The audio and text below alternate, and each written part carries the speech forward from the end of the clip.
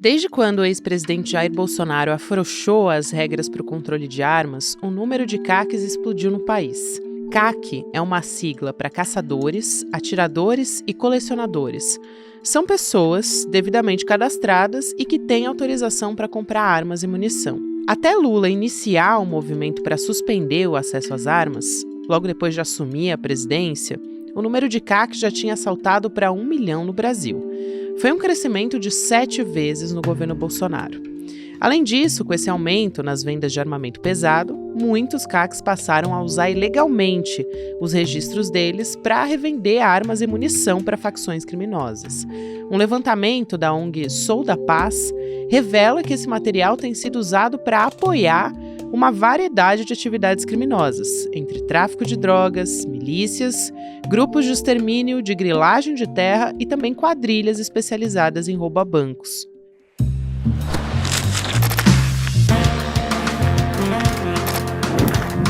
Olá, seja muito bem-vindo, seja muito bem-vinda. Eu sou a Gabriela Varela,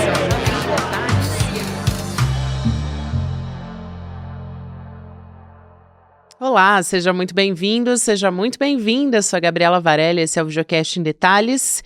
E aqui, todos os dias, a gente analisa uma temática, uma notícia importante do momento. Hoje, em específico, a gente vai conversar sobre um levantamento que foi feito pelo Instituto Sou da Paz sobre o aumento do uso de CACs por facções criminosas. É um assunto muito preocupante. E a gente teve um cenário de flexibilização dessas armas durante os 4 anos de governo Bolsonaro. E vamos entender o que está em jogo a partir de agora. A nossa convidada é a Carolina Ricardo, que é diretora executiva do Instituto Sou da Paz. Carolina, obrigada por aceitar nosso convite. Seja muito bem-vinda. Obrigada, Gabriela. É um prazer estar aqui com vocês. Prazer é todo nosso. E eu queria começar do básico, pedindo para você explicar um pouco como foi feito esse levantamento, porque ele foi feito com base em casos públicos, né, noticiados na imprensa. O que chamou mais a atenção do Instituto Sou da Paz quando vocês fizeram esse levantamento e o que mudou pela legislação que a gente conhecia anteriormente, né, depois do governo Bolsonaro, que isso começou a crescer de fato? Vamos lá, o Instituto Sou da Paz acompanha toda a discussão de controle de armas no Brasil há muito tempo. Logicamente, quando a gestão Bolsonaro assumiu o governo federal, a gente foi recebido nos primeiros 15 dias de janeiro, né, de 2019, com um decreto já facilitando o acesso às armas, e a gente foi fazendo o monitoramento desses 4 anos. Foram 4 anos em que mais de 40 normas, entre decretos e portarias, foram publicados para facilitar o acesso às armas. Para se ter uma ideia, parte das normas chegaram a autorizar que um CAC, um caçador, atirador ou colecionador, pudesse comprar até 60 armas, sendo 30 de uso restrito, que significa que fuzis semiautomáticos, até 30 fuzis semiautomáticos poderiam ser adquiridos por uma pessoa que se dissesse atiradora, né? Isso nos preocupou muito ao longo desses anos e a gente passou a monitorar um pouco mais de perto esses casos de desvio, casos de compras de quantidades muito grandes desse tipo de armas. Não é um dado fácil, porque os caçadores, atiradores e colecionadores se cadastram e são registrados junto ao Exército Brasileiro, que não tem lá uma transparência muito grande para a gente conhecer a fundo a qualidade dos dados e o perfil de quem estava comprando armas. Então a gente decidiu acompanhar o que saía pela imprensa.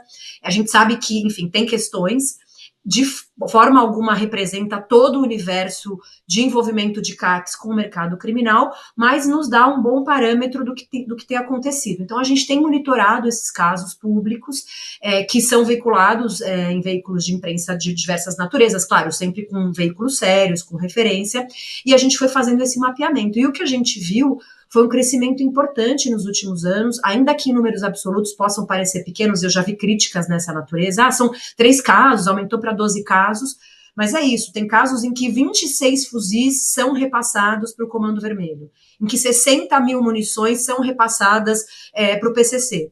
Então, ainda que os casos, números absolutos sejam poucos, as quantidades e os tipos de armas repassados para organizações criminosas têm um impacto brutal para a segurança pública. Então, a gente foi fazendo esse monitoramento e divulgou agora, justamente a semana passada, porque também está em jogo aí uma mudança no decreto do presidente Lula, que retomou o controle mais responsável de armas, né? Então, esse é um levantamento com base nessas investigações que foram tornadas públicas, e muito devem haver outras que não são públicas e que a gente não conseguiu monitorar ainda.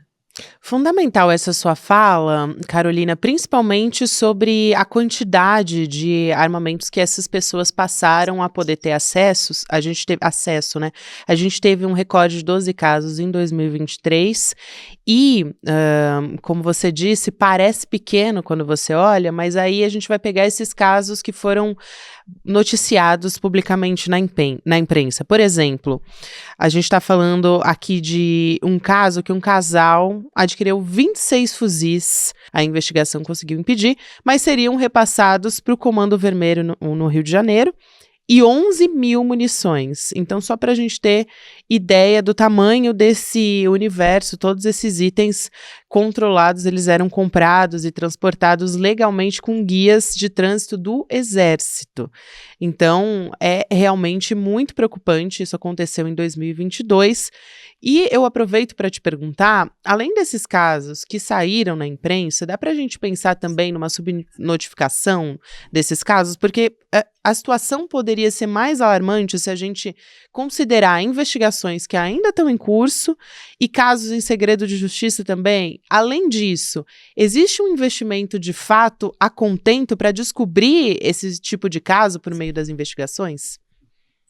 Acho que você toca num ponto super relevante, e eu gosto sempre de dar um passo atrás. A gente é muito criticado, sobretudo pelos atiradores, pelo grupo pró-armamento, como se a gente estivesse demonizando os CACs e dizendo que todos os CACs são criminosos. Não se trata disso, mas se trata de um novo filão de aquisição de armas de alto poder letal, enfim, né, de alto potencial, e que a gente sabe que o crime organizado é muito esperto, né? Então, o que antes, para comprar um fuzil, você tinha que fazer todo um processo de importação, trazer peça, montar aqui. Claro, isso também continua. Passou a ser muito mais fácil comprar legalmente no Brasil, inclusive poder legalmente transportar. É claro que a partir de 2022 houve mudanças, então os casos de 2022, 2023 são casos que muito possivelmente, né, como a gente pegou informações da imprensa, a gente não tem todos os detalhes da investigação, mas são casos que foram adquiridos antes, que se tornaram públicos nesses períodos, armas que foram compradas e que estão sendo revendidas agora, repassadas para o crime agora, porque a arma, enfim, ela tem uma longevidade brutal.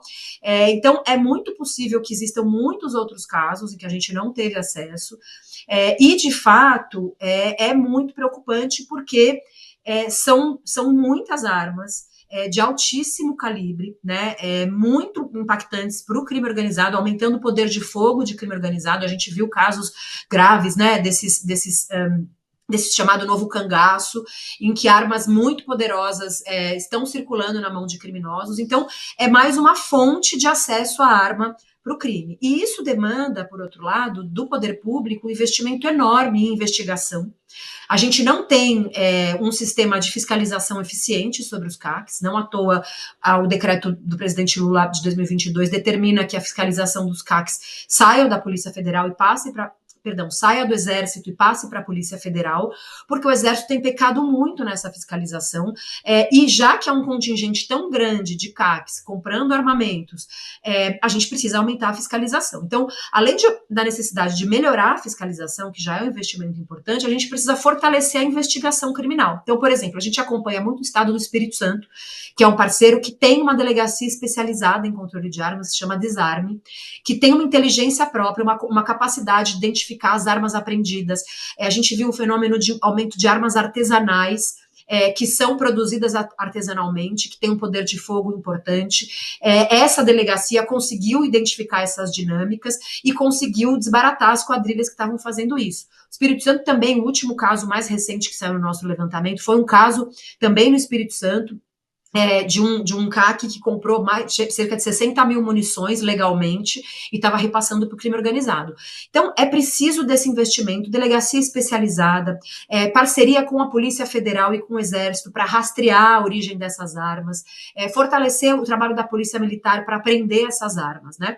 Então, veja, é um investimento importante e que o Brasil ainda está engatinhando nisso. Então, a gente tem mais armas em circulação, uma nova fonte que alimenta o mercado ilegal e pouco investimento em investigação e fiscalização. Essa conta não vai fechar, infelizmente, a gente ainda vai ver muitos mais casos dessa migração aí de armas para o crime organizado. E falando em fiscalização, né, a gente tem um gargalo muito grande, Carolina, que você vai poder explicar muito bem aqui no nosso sistema de controle de armas, né? Então, de melhorar o rastreamento da marcação das armas, né, da munição no Brasil também, além da flexibilização do porte de armas que a gente já conversou aqui, qual é a dificuldade que existe de integração dos sistemas para fazer esse monitoramento a contento? Porque esses métodos, eles não são caros, né? Qual que é a dificuldade, então, para se fazer? Pois é, essa é uma excelente pergunta que a gente, enfim, não tem a resposta. Mas é isso, o Brasil tem hoje 2 sistemas diferentes, um da Polícia Federal e o outro do Exército, para registrar as armas compradas por civis, né? No Exército ficam os CACs, na Polícia Federal fica a Polícia Civil, empresas de segurança privada, enfim, outras categorias.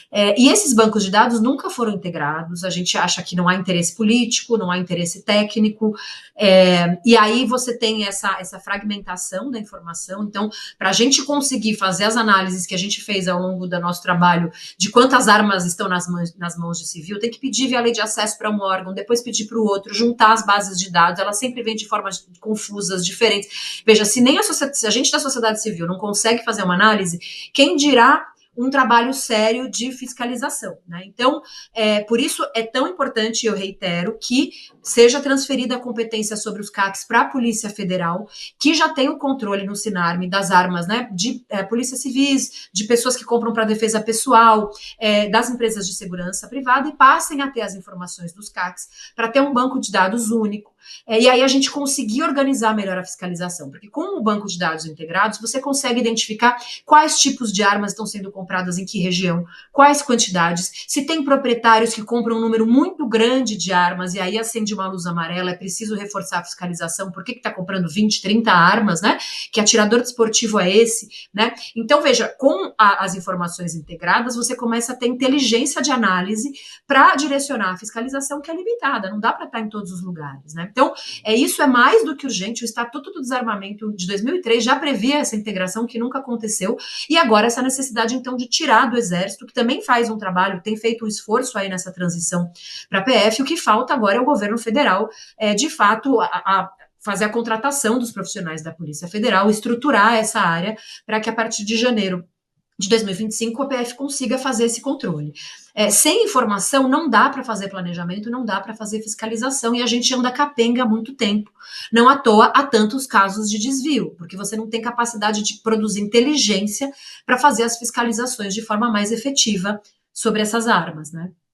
É muito importante, porque também essa assinatura do presidente Lula, né, essa canetada para controlar melhor, para tornar mais rígido o controle de armas no Brasil, não é o suficiente. E tem uma questão que eu acho que seria interessante a gente comentar, que é a questão política de ter aí uma queda de braço hoje que existe entre o governo federal, também o judiciário e o Congresso, principalmente agora, enquanto a gente está gravando, né, na semana anterior do que isso vai ser voltado a colocar em pauta, mas existia uma previsão de votação no Senado para votar o tal do PDL 206 de 2024.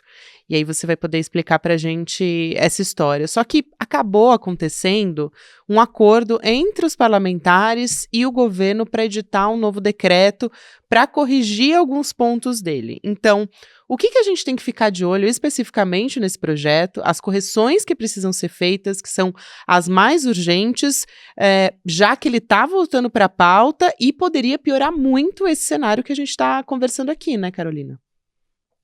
Exatamente. Acho que o que a gente precisa ter em mente é que o controle responsável de armas passou a ser uma prioridade do governo federal com a mudança de gestão, né? Não à toa foram aprovados 2 decretos, um em janeiro e outro em julho, pelo presidente Lula, para reorganizar, não é proibir o acesso à arma, mas é fazer isso de forma responsável, né? O lobby armamentista não é novo no Congresso Nacional, ele existe há muito tempo, ele foi por muito tempo financiado pela indústria de arma, depois com a mudança de financiamento houve mudanças, mas hoje a gente tem tem um grupo relativamente forte no Congresso que defende interesses armamentistas. Com o crescimento dessa categoria dos CACs, a gente tem CACs em todos os lados, então está todo mundo interessado em defender a sua agenda de poder atirar e ter acesso à arma, e pouco interessado na segurança pública. Então a gente precisa ficar atento a que o governo federal ele precisa voltar a priorizar esse tema, né? Na nossa leitura, ao longo de 2023, isso foi uma prioridade. Com a mudança de gestão, o Ministério da Justiça deixou um pouco de lado o tema de controle de armas. A bancada da bala ganhou força, inclusive em negociações com o Ministério da Justiça, e começa a colocar em xeque alguns pontos do decreto do presidente Lula. É claro que esse decreto ele pode ser melhorado, mas o que o Congresso faz é pautar esse PDL, que é um projeto de decreto legislativo para sustar alguns pontos do decreto do executivo do presidente Lula. E o que exatamente eles estavam querendo mudar? Tirar requisitos de habitualidade. O que a gente tem hoje? Um atirador desportivo hoje está dividido em níveis. Tem o nível iniciante, o nível 2 e o nível avançado. Segundo ele progride de nível, ele pode comprar maior quantidade de armas. Para ele comprovar que ele é um atirador nível 3, ele precisa comprovar uma frequência no clube de tiro, a quantidade de uso dessas armas, para mostrar que ele de fato pratica o tiro. Porque senão, qualquer um diz, sou lá, atirador nível 3 e posso comprar até 16 armas. Então, o lobby está querendo tirar esses requisitos, dizendo que são requisitos muito exigentes, que colocam em risco, porque faz ter que ir várias vezes ao clube de tiro, mas eu me pergunto, se você pratica tiro e é um atirador desportivo nível 3, você vai ter que ir muitas vezes ao clube de tiro.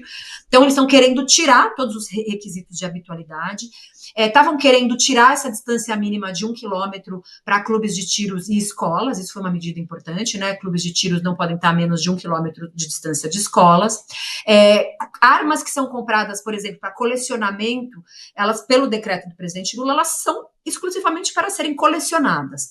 O PDL queria mudar isso e possibilitar essa mudança, então se eu comprei arma para colecionar e amanhã quero praticar o tiro desportivo, eu posso usar a mesma arma, né, mudando a finalidade, e também permitir colecionamento de armas automáticas, o que é muito grave, porque essas armas, elas funcionam, não tem nenhum requisito que diga que elas têm que ser inutilizadas, né. Então tudo isso é o que está em jogo no PDL.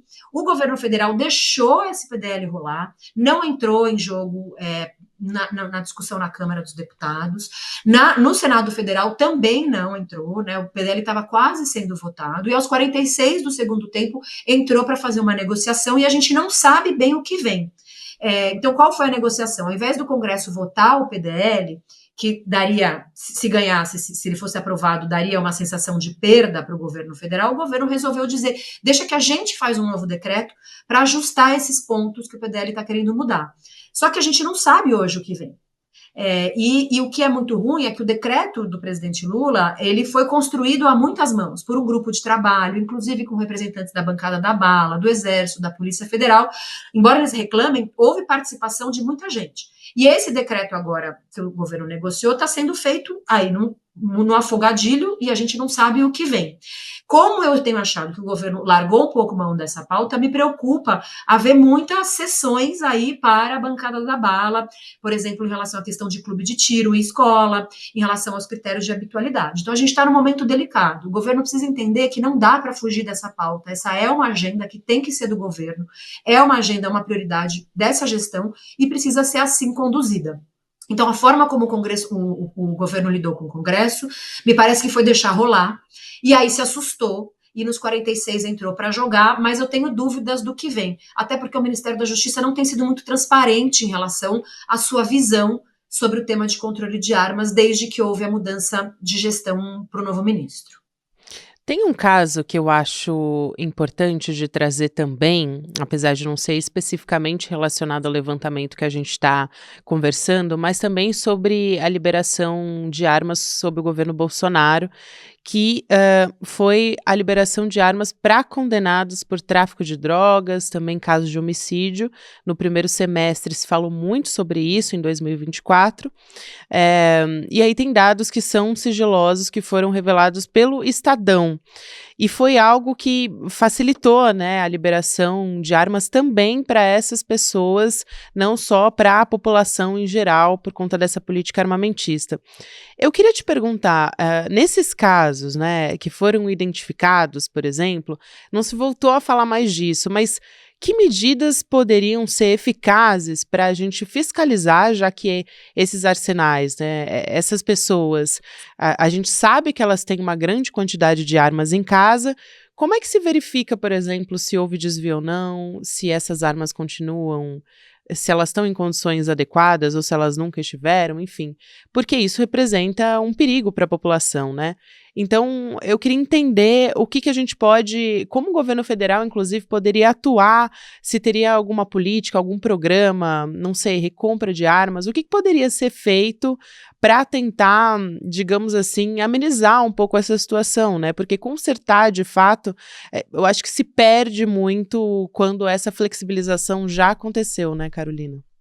Você está se referindo, esses dados são dados oriundos de uma auditoria do Tribunal de Uhum, Contas da União sobre o sistema de fiscalização do Exército, né? E é isso. muito impressionante o que essa auditoria revelou, que o Exército, enfim, fornecia armas aí para pessoas com condenação, como você mesmo disse, por homicídio, com antecedentes criminais, envolvidas em crime organizado, mostrando essa baixíssima eficiência na fiscalização pelo Exército.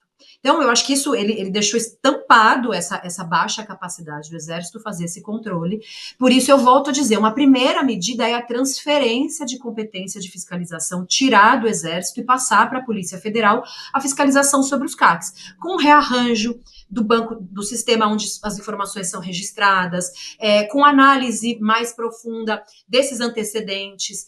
Tem questões complicadas também, né, de conexão entre os dados de antecedentes criminais, que muitas vezes vêm dos judiciários brasileiros, né, e às vezes não tem essa integração desse banco de dados. Eu entendo que tem dificuldades também, que não é só uma responsabilidade exclusivamente do Exército, mas assim, a gente precisa priorizar, porque não dá para a gente ter essa quantidade enorme de armas na mão de pessoas condenadas, por exemplo, por homicídio. Então, acho que o primeiro ponto é fazer efetivamente a transferência da fiscalização e controle sobre os CACs para a Polícia Federal, com condições, e aí o governo federal precisa priorizar de novo, precisa ter recursos, fazer a contratação do efetivo da PF, investimento em sistema, para a gente ter uma boa estrutura de fiscalização. Depois disso, precisa montar esquemas de fiscalização a partir da análise de inteligência sobre esses dados, como eu disse, locais que compram armas, compra mais pistola, compra mais fuzil, aonde isso está distribuído no Brasil, organizar fiscalizações, né? Organizar forças-tarefas para fazer as fiscalizações e aí checar como é que está essa distribuição. Também é preciso, a gente sabe que as armas elas têm prazos para serem renovados os registros, né? Também antes do governo Bolsonaro esse prazo foi expandido para 10 anos, então a pessoa comprava uma arma, só depois de 10 anos ela precisava renovar o registro, fazer os novos testes psicológicos de aptidão. Esse prazo diminuiu para 3 anos, então é preciso fiscalizar a legalização e o novo registro dessas armas. Então tem que organizar diferentes níveis de fiscalização e ter medidas adequadas para quando essas armas devem ser apreendidas, né, em que situações as armas que estão em situação ilegal precisam ser apreendidas, organizar a estrutura para isso. E como você falou, existe a previsão, e era uma ideia inicial, de um programa de recompra, que hoje é diferente do que foi o programa de entrega voluntária de armas, quando as pessoas entregam a arma por uma indenização de R$300, porque essas armas que estão em circulação chegam a custar até R$15.000. Então, um programa de recompra hoje precisa ser um programa com investimentos robustos para que o Estado recompre a custos mais altos, porque essas armas são caras, e se não tiver um ganho financeiro, o dono dessa arma pode, inclusive, desviá-la para o crime, então tem que ser interessante. E essas armas precisam, por exemplo, ser repassadas para as forças de segurança. Então, não é um desenho fácil, mas é um programa possível. Então, de novo, eu volto ao tema. Para dar certo tudo isso, o governo federal precisa voltar a priorizar a agenda de controle de armas, porque não são políticas simples, são políticas que precisam de investimento de recursos, precisa ter um custo político, porque a bancada é pesada, porque o debate público é pesado, tem muita crítica. Então, e me parece que o governo federal perdeu essa prioridade. Então, eu não vejo hoje muita perspectiva dessas outras ações andarem. E aí a gente continua refém de uma má fiscalização, de armas sendo vendidas para pessoas com antecedentes criminais, de nenhuma fiscalização sobre essas armas que acabam indo para o crime organizado. Então, a chave hoje é o governo federal precisa voltar a priorizar essa agenda para dar conta de tudo isso que eu mencionei, que não é uma tarefa simples. E tem um outro recorte aqui que eu queria aproveitar, porque a gente está no mês de agosto, e foi justamente nesse mês que a Lei Maria da Penha completou a sua maioridade, né? A gente teve essa data no início do mês de agosto, só que a gente tem, obviamente, um número que continua crescente no país, até aqui para trazer especificamente o número de denúncias do Disque 180, né? No primeiro semestre de 2024, cresceu 36%, isso em relação ao ano de 2023, portanto, ano passado. Isso para mostrar como a violência contra a mulher, na contramão até de outros tipos de violência, continua aumentando. E eu queria te ouvir falar sobre a relação do aumento de CACs em relação à violência contra a mulher, né? Ela faz crescer a violência contra a mulher. Como é que você retira a arma do contexto da violência doméstica? Porque essa é uma tarefa muito difícil aqui no Brasil também, né? Eu acho que é preciso fazer uma distinção, né? A gente não consegue afirmar causa e consequência, aumento de CACs e aumento de violência doméstica. Eu acho que a gente também tem que ser muito correto em relação a isso. O que a gente consegue afirmar é aumento de armas em residência. Elas têm aumentado o número aumenta o risco de uma mulher ser morta dentro de casa por uma arma de fogo. Porque essa arma pode ser comprada por um CAC, ela pode ser comprada por uma pessoa que comprou para defesa pessoal, e aí ela não é um CAC, ela se registrou na Polícia Federal, um policial que tem a arma em casa. Então, tem várias naturezas de arma em residência. Então, a arma dita comprada para se defender em casa, ou ter essa arma em casa, ela é um risco para a mulher. A gente faz pesquisa olhando os dados do DataSUS, produzidos pela saúde, de homicídios de mulheres, e a gente percebe que nos últimos anos aumentou o percentual de mulheres mortas em casa por arma de fogo. Né? E isso acende uma luz amarela. Tem um discurso interessante, inclusive no Congresso, de que a mulher precisa se armar para se defender, essa ideia, né, da mulher guerreira. Só que o que a gente esquece é que é uma mulher numa situação de violência doméstica, ela já está muito vulnerável. Ela tem medo do seu marido, ela tem muitas vezes dependência financeira, ela está extremamente fragilizada, né? Dificilmente ela vai conseguir se fortalecer a tempo para comprar uma arma e se defender. A arma, no contexto da residência, em geral, vai ser do agressor e vai ser usada não só para matá-la, mas para fazer abuso psicológico. A gente viu na nossa pesquisa que aumenta o número de violência financeira, violência psicológica e violência sexual dentro de casa com arma de fogo. Então, o simples fato de você estar ali e vai jantar com o seu companheiro, que é seu agressor, ele deixa a arma em cima da mesa ou deixa a arma embaixo do travesseiro, dando um recado muito, muito nítido de quem manda ali na situação. Então, a gente precisa retirar a arma de fogo do contexto de violência doméstica. Como é que a gente faz isso? Houve uma lei aprovação de uma lei em 2019, a Lei 13.880, que inclusive alterou a Lei Maria da Penha, que passa a tornar obrigatório que, quando uma mulher vá a uma delegacia reportar uma violência doméstica, o delegado ou a delegada precisa perguntar para essa mulher se o agressor tem uma arma. Em sendo positiva essa resposta, o que o delegado precisa fazer? Ele precisa avisar ou a Polícia Federal ou o Exército, onde essa arma estiver registrada, para suspender o registro, e deve pedir para o juiz mandar apreender essa arma, né, para tirar a arma do contexto de violência. Então, a aplicação dessa lei me parece uma medida muito importante. Ela ainda não é uma lei conhecida e ela é uma lei muito pouco aplicada. Então, eu acho que tornar pública essa lei, fazer campanhas, fazer formação, instar os operadores de segurança pública a aplicarem essa lei para apreender a arma de fogo do contexto de violência doméstica, eu acho que é uma medida importante para a gente minimizar o risco de mulheres serem mortas por arma de fogo no contexto de violência doméstica. Muito bom, Carolina. Quero muito te agradecer. Aqui acho que foi muito esclarecedor e a gente tem que continuar monitorando principalmente como é que as coisas vão se desenrolar no Congresso Nacional, nesse caso especificamente no Senado, mas o assunto vai voltar a ser discutido, é uma preocupação muito importante, então quero te agradecer a você e ao seu trabalho também no Instituto Sou da Paz, vocês fazem um trabalho fundamental. Obrigada e até uma próxima. Eu que agradeço, Gabriela, conta sempre com a gente. Vocês também, obrigada. Gente, o Em Detalhes de hoje vai ficando por aqui. Eu quero te lembrar que estamos sempre no ar no YouTube às 10h30 da manhã. Depois você fica com o Mercado Investimentos e Rolê ICL. A partir de agora, 6 horas da noite, tem ICL Notícias, segunda edição. E você pode também ouvir o Em Detalhes nas plataformas de áudio, se você preferir, em qualquer momento do seu dia, lavando uma louça, cozinhando, enfim. Na academia, você pode ouvir o nosso programa em qualquer horário, quando for mais conveniente para você. Obrigada! E depois, amanhã a gente está de volta. Existe uma doença que tomou conta do nosso país e que ninguém pode falar sobre, porque os principais jornais, os principais canais de televisão e os principais influenciadores foram literalmente comprados pela razão da doença. A gente está falando das apostas esportivas. O Brasil se tornou o exemplo do mundo de como isso pode destruir milhões e milhões de vidas. O ICL, mais uma vez, resolveu enfrentar essas pessoas e produziu o documentário Bet, o jogo sujo que ninguém comenta.